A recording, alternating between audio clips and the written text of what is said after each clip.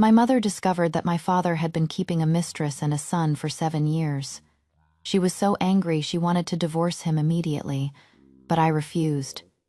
Because I had been reborn. I knew my father was about to die.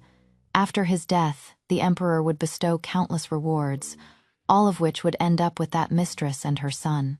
As long as we didn't divorce, we could live in wealth and glory and keep them forever under our feet. My grandmother passed away, and the entire residence was in mourning. But on the 7th day after her death, my father brought his mistress and her son into our home. He announced that he was taking her as a co-wife and would be adding the boy's name to the family registry. My mother's eyes were red with anger. She was the daughter of a general and could not bear such a humiliation. She had found out half a month ago but had endured it for my grandmother's sake. Hector, you are utterly shameless. My mother has just passed away, and you bring this woman of ill repute to our door. I am telling you, it is impossible. I will not let them in. Eleonora, do you think you are still the daughter of the great general? Your father has long since retired. The only reason I have let you remain as my main wife is out of respect for your years of filial piety to my mother. In 6 years of marriage, you have not even borne me a son. Not divorcing you for being barren is already a great kindness. My father, Hector, was a fierce-looking man, but my mother was not afraid of him. In 6 years of marriage, you were on campaign for 3 years and guarding the border for 2. It would be a miracle if I had a son. I have been managing the household and caring for your mother, while you have been keeping a woman and having a son outside. How capable of you! I remember when you proposed, you said that I would be the only one, that you would not take a concubine or a mistress. It has only been 6 years. Have you forgotten? My mother, in her mourning clothes, berated my father, her dignity as the main wife intact. He was ashamed and softened his voice. Therefore you are still the main wife. She cannot overstep you. It is only to have Nathan's name added to the family registry that I had to bring them back. My mother's expression was sorrowful. You could have brought them back at any time to wait until my mother has passed away. Is it because you think there is no one left to support me, Hector? I am so disappointed in you. Let us. Was she going to say divorce? I would not allow it. I grabbed her hand. Mother, my stomach hurts. Can you take me inside? It hurts so much. My mother, of course, doted on me. She would drop everything to take me to the restroom. But when we got there, I didn't go in. Instead, I took her hand. Looking at her, still so beautiful. Not yet worn down by hardship, I cried. Yes, a quarter of an hour ago, I had been reborn. I also knew that after today, we would be destined for a life of humiliation and pursuit, ending in a tragic death. Now, I had to stop it. Mother, whether you believe me or not, do not divorce him today. Just drag it out for another month. As long as we don't let them in for another month, we will be safe. My mother, panicked by my tears, comforted me. My dear, don't cry. Is it because you can't bear to part with your father? But he has gone too far. In any case, I will protect you. I will protect you too, Mother, so you have to believe what I am about to say. On the 26th of next month, a wild beast will break out of the royal hunting grounds. Father will die saving the emperor. There will be a flood of rewards by then. You and he will have divorced, and that mother and son will be the ones to receive the imperial favor. What? Mother, I have been reborn. We were both killed by that mother and son.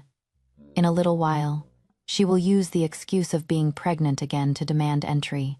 When you hear it, you will know I am telling the truth. I was anxious, my grip on her hand tightening. Because of my young age, sweat dripped down my face. My lady, the general asks you to come out and take charge, a servant reported from outside. My mother composed herself but still seemed doubtful. In that case, I had to help her. When we went out, my father again brought up the matter of letting them in. My mother opened her mouth, her voice hoarse. Today is the 7th day after my mother's passing. Let us wait on this matter. My father, sensing a change in her attitude, thought she was about to give in. The clan elders are all here. This matter must be settled today. Otherwise, I will divorce you. My mother had been about to say divorce, but she hadn't. He must have heard her. He also knew that my mother, for my sake, would not bring it up again. He could control her. For the first time, I felt my father was so shameless. Now, it was my turn. I grabbed my mother and burst into tears. No, don't divorce my mother. Father, I beg you, don't let her go.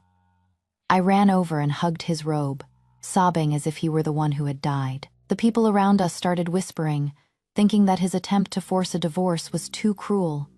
If he had just taken in a mistress and given her a title, no one would have criticized him. But to divorce his wife because she disagreed was to earn the reputation of favoring a concubine over his wife. He had only meant to scare my mother. He hadn't expected me to cry so hysterically, and he had lost face in front of everyone. He pushed me away. What does a girl know? This is your younger brother. In the future, he will be half the head of this family. How can we let him wander outside? So you are going to abandon my mother and me? Back then, you were just a 7th-rank military official. It was my maternal grandfather who promoted you and let my mother marry down to you. Now that you are successful, you are going to cast aside your wife. I was no longer crying but stood up and accused him, every word a stab to his heart. They say you can't take a child's words seriously, but I spoke with reason, and everyone was moved. Some even tried to persuade him to calm down. My mother was carefully brushing the dirt from my clothes. She was about to argue with him again when the mistress suddenly walked up to her and knelt. My lady, you are also a woman. You should know the difficulties of being a mistress. I am pregnant again. If the child is born outside, people will laugh at him. My lady, please have mercy. With that, she kowtowed. My mother swayed. She glanced at me, and then she understood. She was no longer angry but feigned sadness and took a few steps back. Ignoring the kneeling woman, she pointed at my father. I see, you are indeed in a hurry. I am not an unreasonable person, but my mother has just passed away. I am grieving, since I married into your family.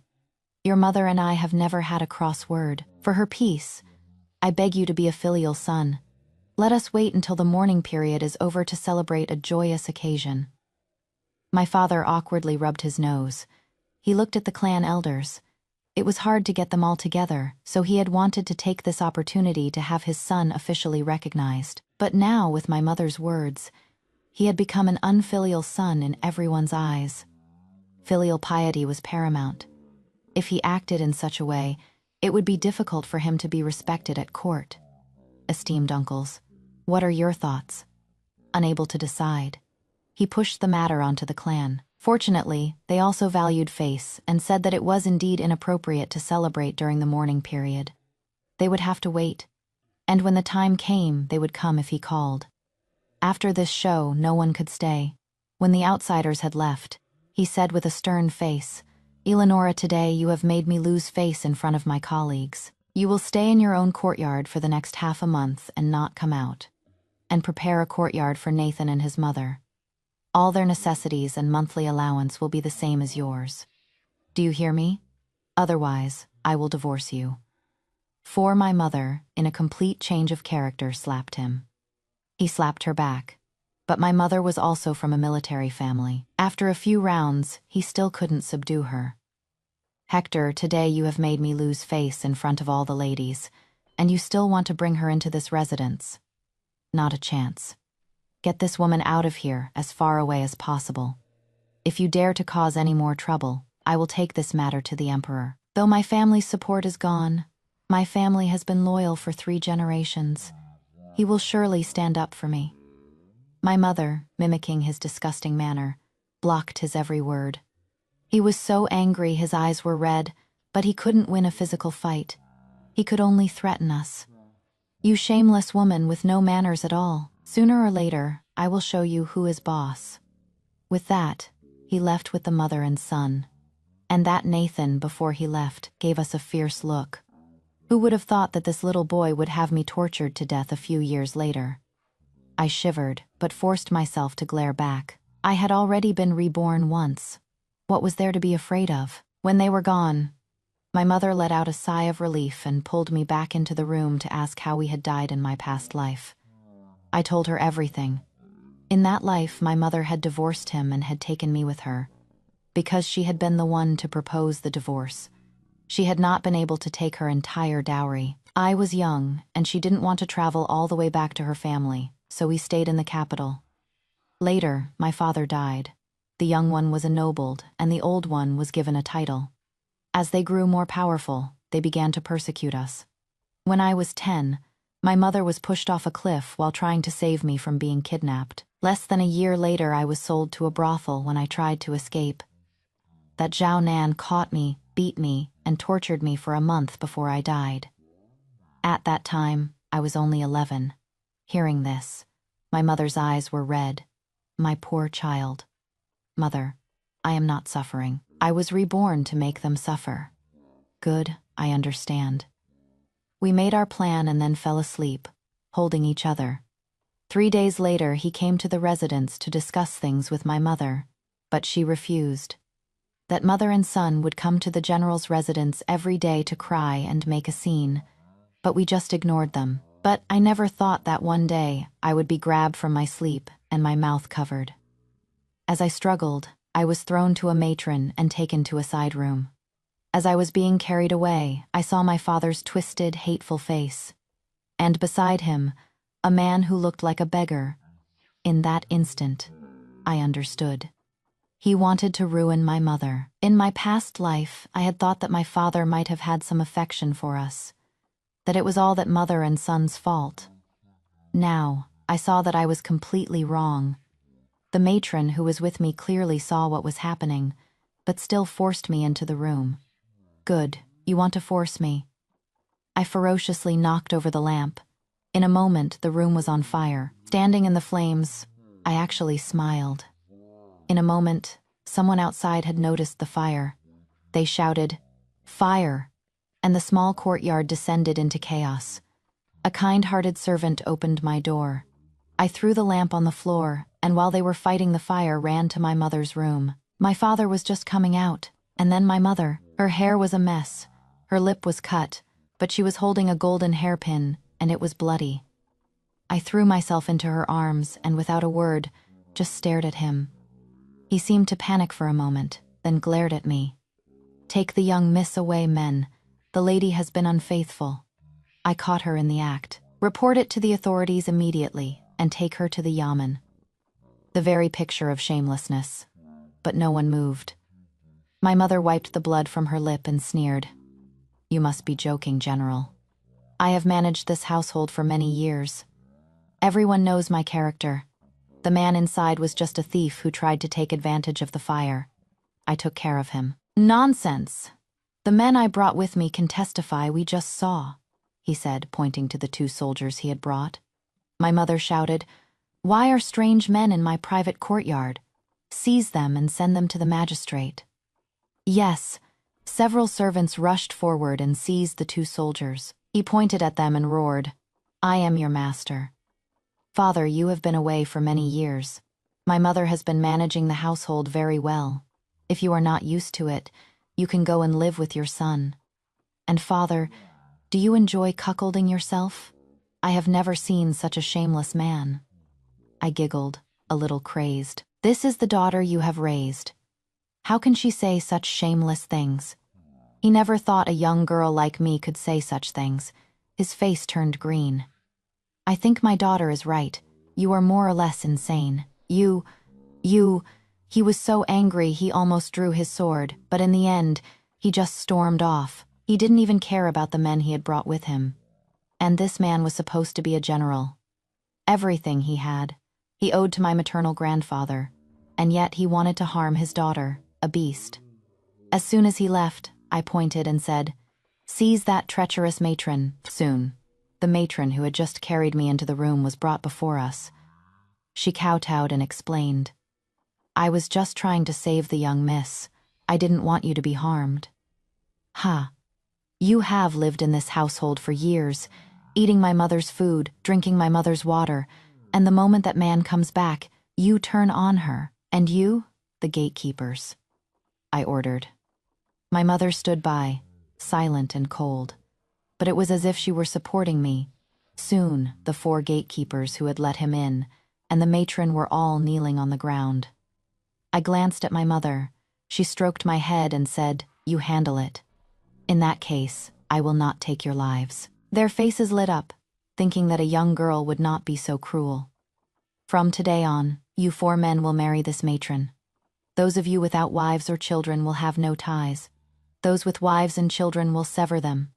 Your monthly allowance will be given directly to your wives and children. I will have you all sent to an estate, and you will never come out. Young miss. You." They probably never thought I would punish them in such a way and didn't know how to argue. "Take them away," I said with a wave of my hand, and someone dragged them out. 4 men, letting a beggar in. Did they not know what was happening? They clearly did. Why else would a strange man be allowed in the private courtyard? And that matron, seeing that my mother was about to be violated, had acted as if nothing was wrong now. I would let one of them be violated, and the other 4 be imprisoned for life. My mother said nothing, just held me. She probably guessed that I had suffered too much in my past life, and that was why I was so extreme and terrifying. Just as the chaos in the residence had subsided, the autumn hunt was about to begin. In my past life, my mother and father had already divorced, so she had not been invited. But this time, we received an invitation from the palace. My father, having just returned to the capital, was highly regarded, and my mother, as his wife, had also benefited. My mother held the invitation and smiled. "Do you think I can watch your father die with my own eyes?" "You can, since we were going. There would surely be an opportunity." That day, my mother and I both dressed as nomads. My mother was in the prime of her youth in this attire. She was both beautiful and fierce. If she hadn't chosen my poor father, her life might have been much more carefree and glorious. My maternal grandfather was not wrong. He had chosen such a man so that he would be grateful and treat my mother well. But some people are just born ungrateful. No matter how much you feed them, they will never know what gratitude is. They will just think they deserve it. We had just left the house when we saw my father waiting for us. It was only right for a family to attend the hunt together. The only thing wrong was that he had that mother and son with him. They were also dressed in fine clothes, but her delicate features could not carry the sharp lines of the nomadic attire. In contrast, my mother in red was far superior. Men are truly visual creatures. The man who had just tried to have my mother ruined by a beggar was now seeing her beauty, looking at her with soft eyes and a gentle voice. Today's hunt will be lively. I wanted to bring them to see it after all. Nathan will inherit my family's estate. He should get to know the other noble sons. Eleonora, can you let them join your entourage? What a plan. If my mother let them in today, how could she ever get rid of them? My mother whipped the mistress. She was on a horse but was not a skilled rider. The single blow sent her toppling to the ground. My entourage does not need such a disgrace. You can't even ride a horse. How dare you call yourself a general's family? Get lost. I sat in my mother's lap and giggled. My father dismounted to help his darling up, and was about to scold my mother. "Father, can't you see the other riders coming? If you want to make a scene, you can continue your little love affair here," I said with a smile. My father valued his face. He could only snort and tell them to go back, saying he would bring them back a prize, and a good bow and arrow for his Nathan. Unfortunately for him, he didn't know he was about to die. My mother led the way, and my father quickly mounted his horse and rode beside her. 2 outsiders, they still looked like a loving couple. When I saw people coming, I would hold out my little hands to my father. "Daddy, I want a rice cake." My father would glare at me, but seeing the people around, he had to play the part of a good father. He would dismount and buy rice cakes of various flavors. I would take them and say loudly, "Oh, Daddy, did you deliberately buy my mother's favorite chestnut flavor?" My father would be taken aback, but seeing the situation, he would just nod silently. To others, he was a tough man with a soft heart. He remembered his wife's preferences, but wouldn't say it. And my mother, knowing what I was doing, would lower her head shyly and say softly, "Thank you, husband, for remembering what I like." My father would stare at us as if we were two idiots. But he didn't know that from now on. Everyone would know that he and my mother were deeply in love, and that he was a very good father to me. At that time, it would be a little less likely for that mother and son to enter the residence. An unloved mistress is worth less than a rotten cabbage. My mother and I exchanged a smile and entered the hunting grounds. But we didn't move.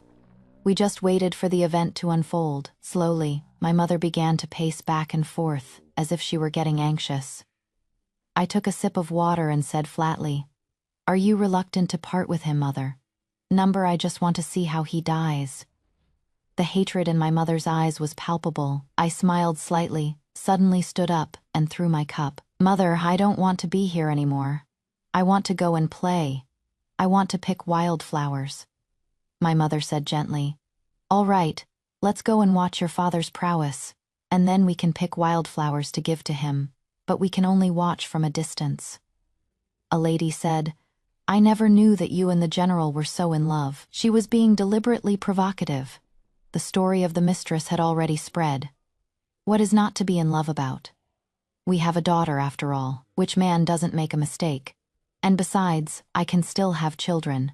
I don't have to raise someone else's son as my own. With that, my mother took me and mounted her horse. We said we were going to pick wildflowers, but no one knew what we were really doing. My mother was an excellent rider. She stood on a hill and looked down. The emperor's guards were chasing a deer. The deer was fast and soon disappeared into the woods. The emperor, against all advice, insisted on following. Then, a tiger's roar, and a giant tiger descended from the sky. My mother held her bow, motionless, her lips pressed together. "Mother, don't worry, I won't help him." And so, we, this cold-hearted mother and daughter, just watched as my father and a group of men rushed to save the emperor. Others were escorting the emperor to safety. My father was very brave and stood before the tiger, but its claws tore open his chest. A great general, touched by a tiger and swiped by its tail, fell like a limp rag among the dead leaves. The tiger was very possessive of its prey and ignored the others, pouncing on him and continuing to tear at him. It was only then that my mother slowly started to ride down. "Mother, let's not go and die." Was she going to save him? But to my surprise, my mother drew her bow and aimed at the tiger, crying out, "Let go of my husband!" But she was too far away. The arrow missed, and she fell from her horse. To protect me, she fell hard and couldn't get up for a long time. Then she started to crawl toward him, crying for the tiger to let go of her husband. I immediately understood and started to crawl and cry as well. "Don't eat my daddy, please. Don't eat my daddy." The act was very convincing. The emperor immediately sent the cavalry archers. A volley of arrows was fired. The tiger was driven away, and my mother and I finally reached my father. One of us held his hand, the other his head, and we sobbed. The tiger had been thorough, scratching, biting, and eating without reservation. There was not much left of my father's chest. His abdomen was torn open. It was a gruesome sight, but my mother and I were not afraid. He, however, managed a faint, kind smile, perhaps because he was on the verge of death and was happy to have people who were genuinely crying for him, good for him. Just as he was about to say something, I realized the dying man had a wish. "Eleonora, can you take care of Nathan and his mother? They are the last thing I am worried about." With that, he was fading. He probably thought my mother would agree. My mother laughed. "Go to hell. I will soon send them to join you." My father thought he had misheard. I added, "I will have that mistress of yours cuckolded countless times, and I will make your son the most despicable person, so that they can complain to you every day when they see you." He seemed not to believe it. He was silent for a long time, then reached out. "Number. You can't do this to me. No, I want." My mother grabbed his hand. "I am Eleonora. I am here." I will always be with you." My father's eyes widened. He couldn't pull his hand back. I patted him on the chest, and he coughed up a mouthful of blood, unable to speak. By the time the doctors arrived, he was already dead, his eyes wide open. Summonin sighed and was about to close his eyes. Me mother cried out, "Don't close his eyes. He can't bear to leave us." She cried until she fainted and was carried back to the camp. When we got back to the tent and changed, many ladies came to visit. Though we were now a widow and an orphan, everyone knew my father was a hero, and we were now the emperor's favorites. A general had died, so there was no more hunting. My mother and I returned home the next day. My father's body was said to be in need of stitching before it could be sent back. Once we were in our room. We sent the servants out and collapsed on the bed. After all, acting so loving and filial was exhausting. "Mother, we need to clear out a storeroom. The emperor's rewards are coming soon, along with your title and my county mistress title." "Is it that much?" "Of course, you know that the autumn hunt was the emperor's idea.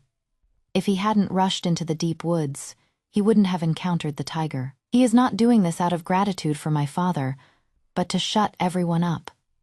"I see." My mother nodded and stroked my head. "My daughter has truly grown up." The next day, my father's body was sent back. Along with it, as I had said, came a flood of rewards and my mother's title and mine. My mother led everyone in thanks. Just then, that mother and son burst in and started wailing over my father's coffin. But my mother frowned and had them taken away. Even family should not be so disrespectful. "You will disturb the honored guests. Take them away." Simonin did. The eunuch from the palace praised my mother for being a loyal and sensible woman.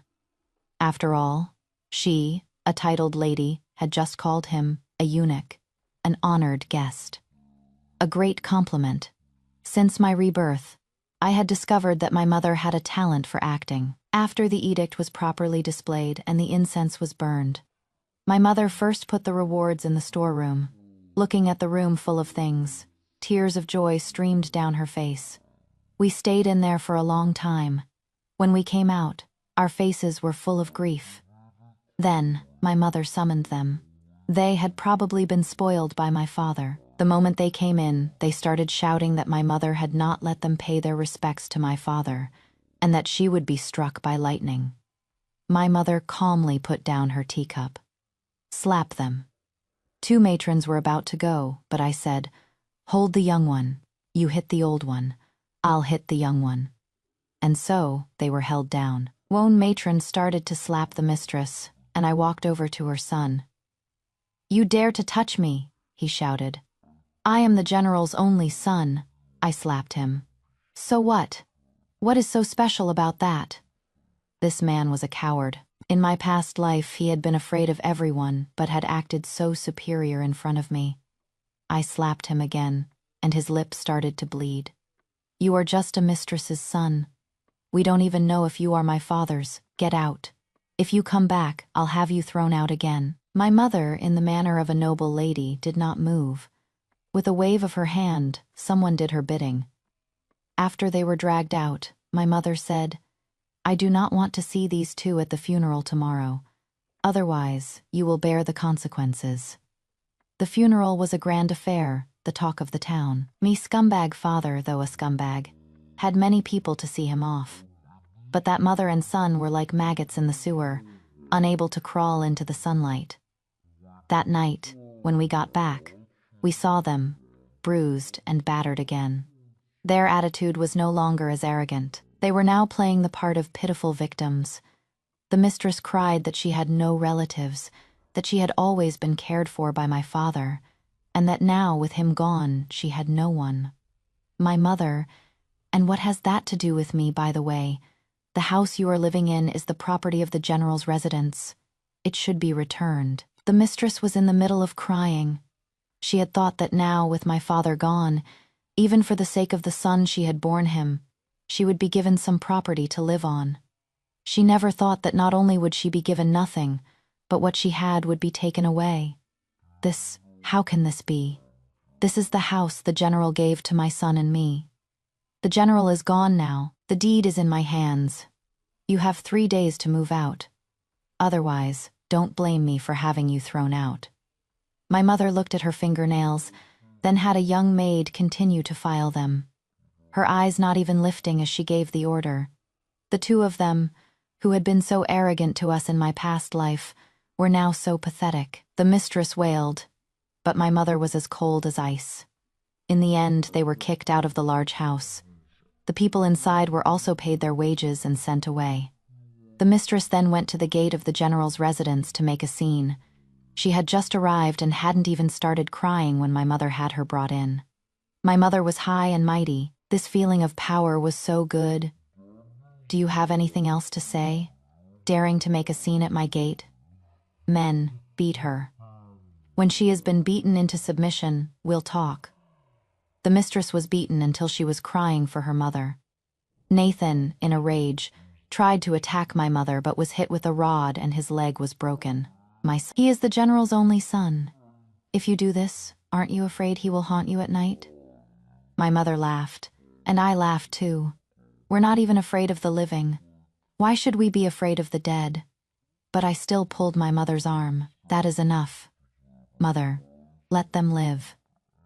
My mother reluctantly nodded. "Since my daughter has said so, then I will give you a way out. The general has a subordinate named Ma, a simple and honest man. From today on, you will marry him as his third concubine." I am the general's wife. How can I be another man's concubine?" Before she could finish, my mother threw a cup at her. "You are the general's wife. Then what am I? This is your only way out. Otherwise, go and beg on the street. I am now a titled lady. Do you think a commoner like you can just make a scene and someone will stand up for you? The dead can never win against the living." My mother and I had already played the part of a loving couple before the emperor. We had money and status. These past few days, the noble ladies who had supposedly come to comfort a widow and her orphan had all been won over. No matter what she did, no one would care. Then I can't take my son with me to marry someone else. He is the general's flesh and blood. This was her only card left. She hoped my mother would pity the general's only son and let them go. Even a little money to send them away would be fine, because if she gave them money once, they would have a chance to come back for more. And one day, when her son was grown, he could go to the army and find my father's old subordinates, and he would surely be taken care of. She could think of it, and so could I. Her character from my past life was not one to be pushed around, and she was very vengeful. Since Nathan is the general's son, I will naturally keep him in the residence and take care of him. You do not need to worry. My mother's meaning was clear. She wanted her to think that she was doing this because she was afraid of her causing trouble. He had already fainted from the pain. My mother had someone treat him, which put her at ease. A woman in this world needs a man to survive, especially a beautiful woman like her. And so, my mother married her off, giving my dead father his first cuckold's hat. He liked it, didn't he? He loved it. To send this woman to his subordinate as a concubine. I wonder what he was thinking in the underworld. That night, we told my father's memorial tablet the news. Perhaps there was a spirit in the underworld. His tablet fell over, and my mother and I laughed. After it was righted, his son was handed over to a very famous and strict military officer. He had always been my father's favorite, a spoiled young master. How could he endure such training? And with a friend who was always complaining in his ear and tempting him to run away. In less than half a year, he and that friend had escaped.